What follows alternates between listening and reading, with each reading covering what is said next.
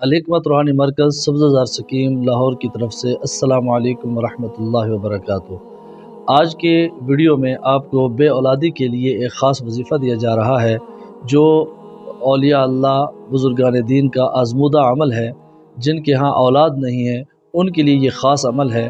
دونوں میاں بیوی عشاء کی نماز کے بعد اکٹھے بیٹھ کر یہ عمل کریں گے۔ اللہ رب العالمین کے 4 اسماء الحسنہ ہیں جن کی کثرت سے ورد کرنا ہے اور اس کے بعد دعا کرنی ہے۔ انشاءاللہ اللہ رب العالمین آپ کو اولاد سے نوازیں گے۔ وہ 4 الفاظ، وہ 4 نام یہ ہیں کہ عشاء کی نماز کے بعد یا اللہ، یا مصور، یا خالق، یا کریم۔ یا اللہ اس میں ذات ہے، آگے 3 صفاتی نام ہیں، یا مصور، یا خالق، یا کریم، وصلی اللہ علی نبی الامی۔